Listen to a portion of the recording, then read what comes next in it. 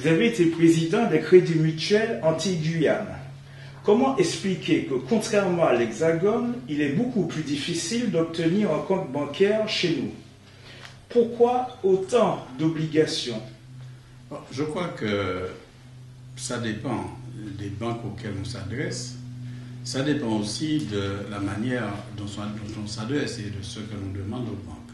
Il y a un certain nombre de contraintes qui sont des contraintes qui s'imposent à toutes les banques, notamment des contraintes de contrôle de l'identité des personnes qui viennent adhérer, qui viennent ouvrir un compte, mais également des contraintes sur l'origine des fonds qui sont apportés à la banque. Je pense que les règles, les contraintes ne sont pas différentes pour une banque métropolitaine et une banque locale. Maintenant, il peut y avoir des pratiques qui ne sont pas forcément des pratiques normales, qui ne sont pas forcément des pratiques légales, où on peut vous demander plus. Certains me disent qu'on leur demande des comptes prévisionnels pour 5 années. Si c'est pour ouvrir un compte, ça n'est pas normal pour une entreprise. On peut lui demander, si elle a un projet à financer, de fournir un prévisionnel. Mais si elle ne demande que le service de mise en place d'un compte, je ne crois pas qu'on puisse exiger ce type de conditions-là. Serge Letchimy dit qu'il faut s'émanciper de la France. Aujourd'hui, nous avons plus d'autonomie que ce que Aimé Césaire réclamait pour la Martinique. C'est quoi votre notion d'autonomie et est-elle différente de votre parti, le PPM? Il faut se rappeler qu'il n'y a pas si longtemps, le Parti progressiste martiniquais a tenu un congrès et que précisément, à la demande notamment de Serge Letchimy, il a été indiqué que l'autonomie que nous souhaitions se situait dans le cadre de la France et de l'Europe. Et par conséquent, la notion d'émancipation n'est pas une notion d'émancipation par rapport à la France ou à l'Europe. C'est une notion d'émancipation des Martiniquais par rapport à leurs pratiques actuelles. Pendant trop longtemps, nous avons attendu que le développement économique, les décisions à caractère social viennent de Paris. Aujourd'hui, on voit bien que ça ne peut plus tenir et par conséquent, l'émancipation, c'est que le Martiniquais se rende bien compte qu'il a lui-même une part à jouer dans son avenir et qu'il doit revendiquer cette part. Et l'autonomie pour laquelle plaide Serge Letchimy est la même que l'autonomie qui est inscrite dans les statuts du Parti progressiste martiniquais. Mais cette notion d'autonomie, il faut se le rappeler, est forcément une notion évolutive. Il y a un garde-fou. C'est une autonomie dans le cadre de l'article 73 de la Constitution française. C'est ça, les limites. À l'intérieur, vous avez à un moment donné un partage des responsabilités entre l'autorité centrale, disons l'État, et les autorités locales. Ce partage n'est pas rigide, il peut changer, il doit changer. Et il doit changer dans le sens où, quand il est possible de faire les choses localement, le plus souvent, c'est mieux fait que quand on le fait à distance. Je prends un exemple de ce qui s'est passé depuis la décentralisation, c'est-à-dire depuis 1983, dans le cadre de l'école, dans le cadre, je parle des bâtiments scolaires, dans le cadre des routes. Les élus qui prennent des décisions, que ce soit le conseil régional, le conseil général jusqu'en décembre 2015, ou les communes, ont la population qui regarde et qui revendique. Et par conséquent, ils ne peuvent pas se désintéresser de l'état d'un bâtiment scolaire. Ils ne peuvent pas se désintéresser de l'état d'une route. Ils ne peuvent pas se désintéresser de la nécessité d'améliorer le réseau routier. Et dans beaucoup d'autres cas, c'est cette proximité qui crée un aiguillon pour les élus, qui crée une capacité pour les Martiniquaises et les Martiniquais de s'impliquer dans ce qui se passe chez eux Et c'est ça, cette autonomie, et je le répète, une autonomie évolutive, une autonomie qui reconsidère à chaque période le rapport des responsabilités entre l'échelon local et l'échelon central. Vous avez su rendre pendant vos mandats de maire Sainte-Luce attractive sur le plan touristique. Mais malheureusement, nos dirigeants de tous bords politiques n'ont jamais su développer la Martinique sur le plan touristique. Pourquoi? Que nous manque-t-il et qu'est-ce qu'il faudrait faire? Bien, le propos est un peu excessif. Je crois qu'il y a eu un développement touristique à la Martinique, d'abord au niveau des communes, ensuite au niveau de l'ensemble de la Martinique, développement qui n'a pas toujours été suffisamment soutenu. Il y a eu, au cours de l'histoire récente, des périodes où ça marchait bien et des périodes où ça s'est détérioré. Et lorsque ça s'est détérioré, on a trouvé des responsables au niveau martiniquais pour relancer le phénomène et pour redonner au tourisme ses lettres de noblesse.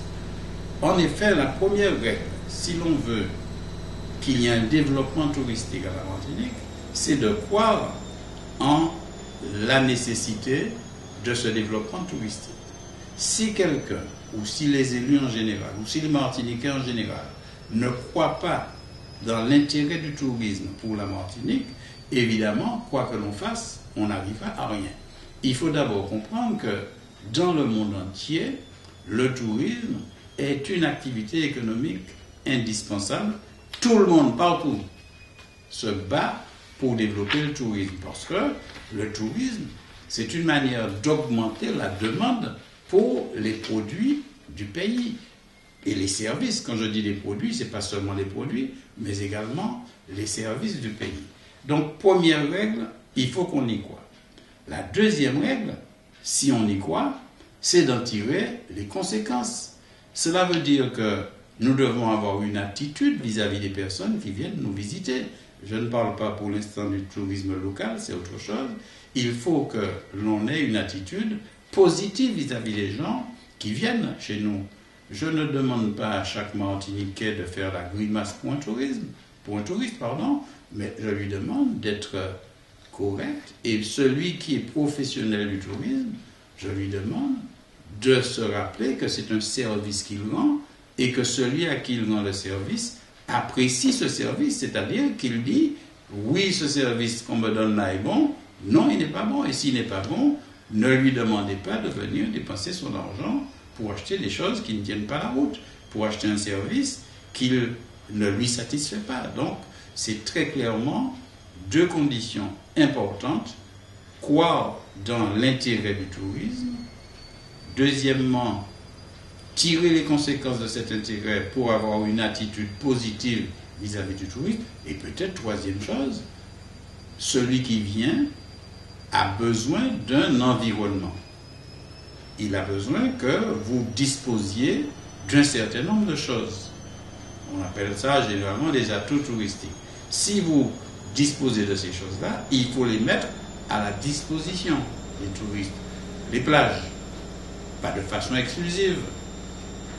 La montagne, le soleil, tout ça doit être mis à la disposition du touriste de façon qu'il partage avec nous ces atouts que nous avons, et c'est en partageant ces atouts qu'il va tirer une satisfaction et se dire, bon, je suis venu à la Martinique, non seulement j'y reviens, mais je demanderai à mes amis de venir également.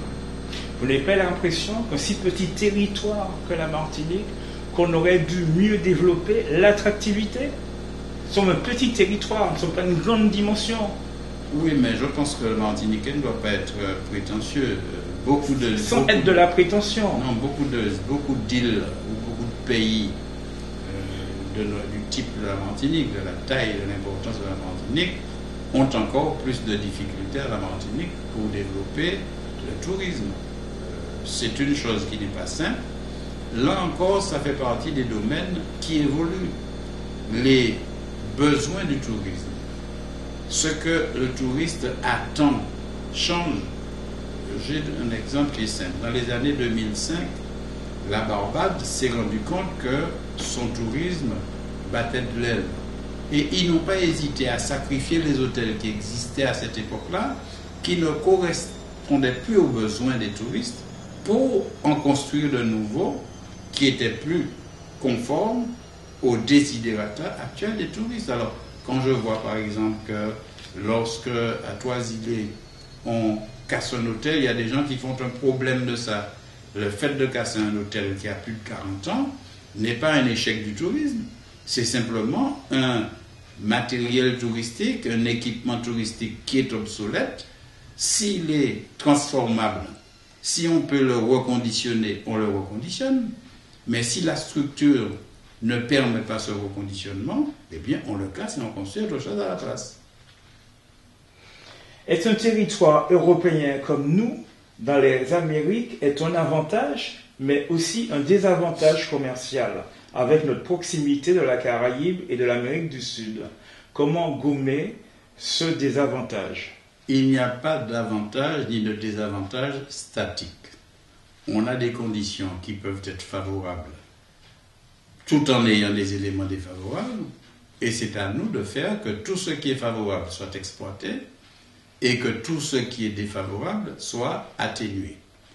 On a la possibilité d'avoir des relations avec les îles proches. La loi nous le permet.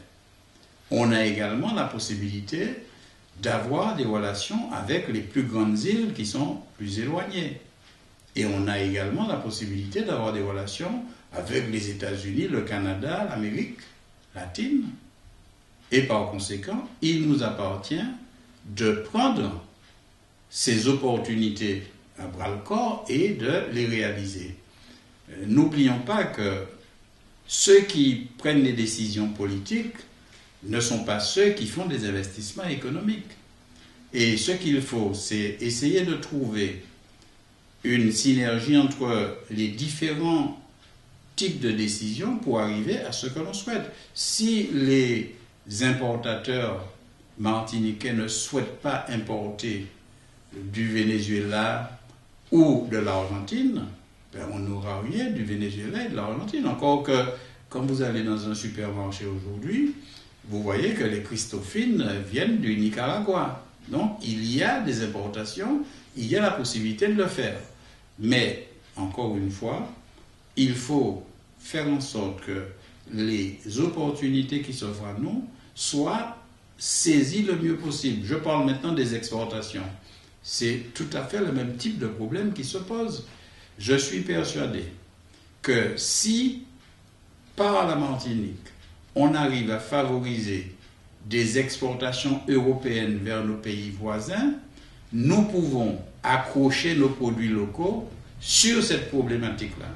Nous pouvons faire en sorte que vendre les produits européens dans les pays voisins, quand je dis voisins, les trois catégories que j'ai citées tout à l'heure, les très proches, tous les petits pays très proches, la plus grande Caraïbe, l'Amérique, si on arrive à faire ça, on peut faire en sorte que nos produits locaux aillent avec et que nos produits locaux soient favorisés. Encore faut-il que nos produits locaux soient produits dans des quantités nécessaires. Je ne dis pas souvent des coûts, parce que en général, si vous avez des produits qui ont une attractivité propre, qui sont spécifiques, les coûts sont moins pris en compte. Il y a moins d'importance dans le coût. Ce sont des niches que vous exploitez. Mais enfin, il faut que vous ayez des quantités disponibles.